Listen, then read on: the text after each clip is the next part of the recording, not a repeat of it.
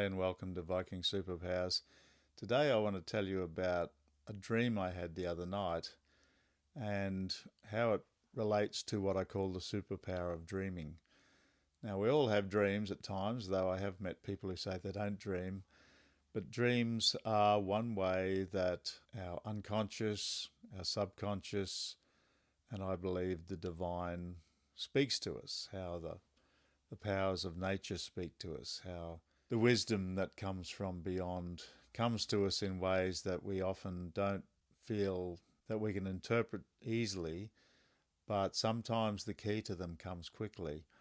So the other night I had a dream that I met a girl who was dressed in old baggy military type clothes, and she was quite, I won't say smelly, but she did have a bit of a smell of body odour and smoke, as if she'd been living rough for a while, maybe camping out for weeks. It was in a big building, and she was a pretty blonde girl with short bobbed hair, and I recognised her as a girl that I'd dreamt of since I was young. Probably in my early teens, I started dreaming of this blonde girl that would come to me, quite sturdy, Scandinavian looking, German or Dutch, but had that northern look, pale skin, freckly, and she'd often be naked. But it wouldn't be a sexual sort of dream. It would always be she was coming to encourage me, she loved me, and I felt that she was my protector. So in my art days, when I was going to art school in the 90s, I got right into the idea of the muse, basically a female figure that brings the artist inspiration, that teaches you things, that gives you great ideas, and it's quite a strong concept out there.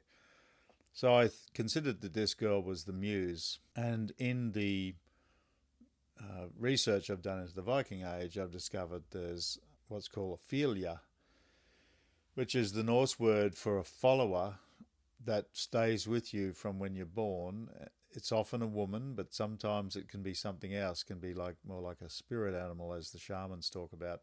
It's also associated with Valkyries, and the Valkyries are also considered to be Aesir, these mysterious gods of the Viking Age who are not really gods, but they're more advanced beings than us, and they seem to live in a higher spiritual realm. So anyway, in the dream, I was talking to this girl a little bit. I don't remember the conversation, but as I said, she was like a vagrant, like a street person, but she seemed quite bright.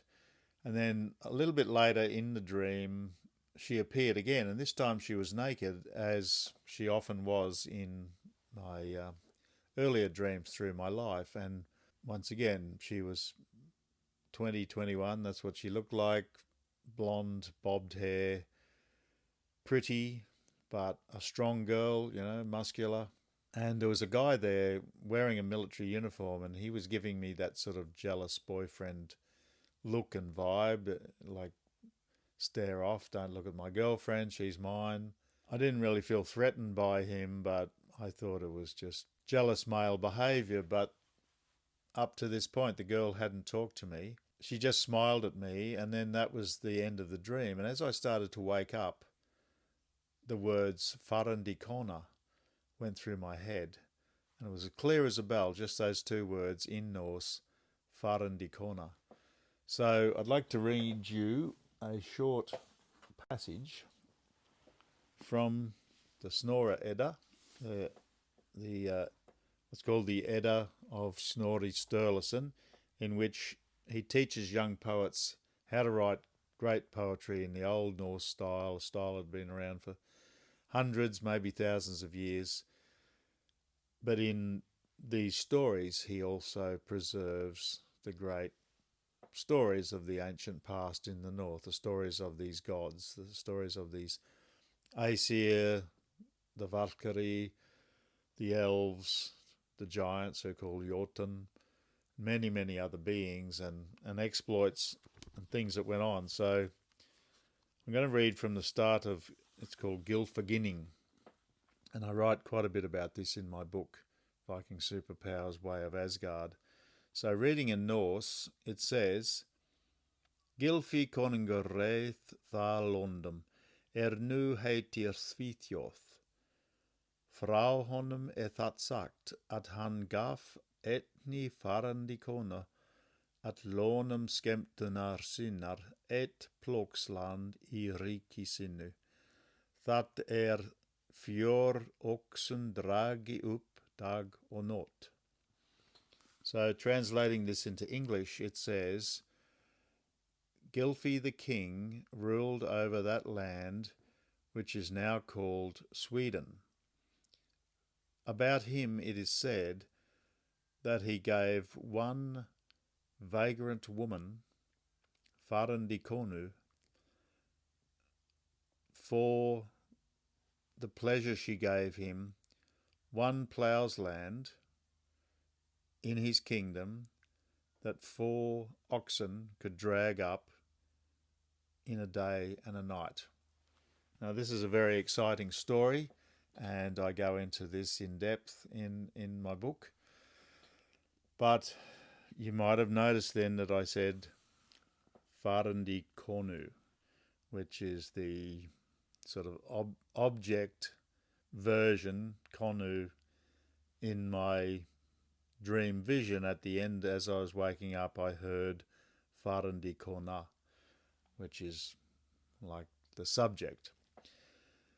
So this gave me a big thrill because I realized that this goddess in the story here is called Gefjon, but it's later revealed that she's actually the goddess Freya. And most people do know Freya. She's the main female goddess that we tend to know from the Norse stories. We know Odin and Thor.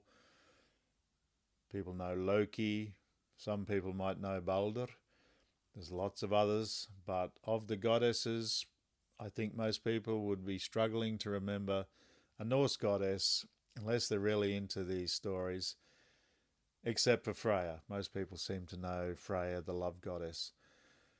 So I believe that's who's been coming to me all through my life. I think the goddess Freya is my fylgja. And this makes sense to some extent because in the stories it says Odin has a great hall called Valhalla. And those who die in battle, those who die bravely, and those who are great fighters go to Odin, to go to the Valhalla after they've died. The Valkyries take them. There they live, they feast, they go out and have battles with each other, they come back to life, they feast some more, and this is like an endless cycle until the final battle, Ragnarok.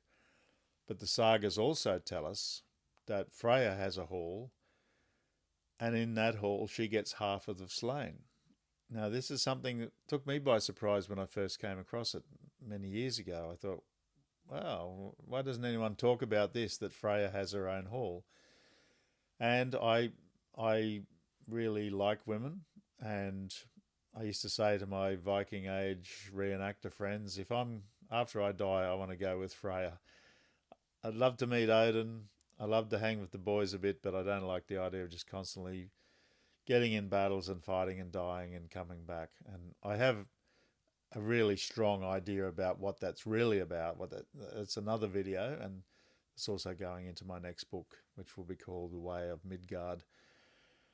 But I always said, I'd like to be with the ladies, with Freya and her attendants, her Valkyries. I think that'd be great fun. And I have lots of male friends, but I find I've got some fantastic female friends, and we really talk deeply about the subjects we're into here. And it's something I admire about women generally, is that they're very open to the sort of subjects I'm talking about. And so I always find myself very simpatico with them. Anyway, that's my story for today about the Farandikona, the vagrant woman, the beautiful love goddess that is in disguise. And I love that fact that she's happy to live a bit rough, to camp. I've always liked girls like that too, who are not too prissy, who like to get out there in the dirt and in the wild, amongst the forests and the creatures, who love campfires and cooking and old-fashioned stuff. So thanks for coming, and please subscribe to my channel. Ding that notification bell, and I'll see you next time.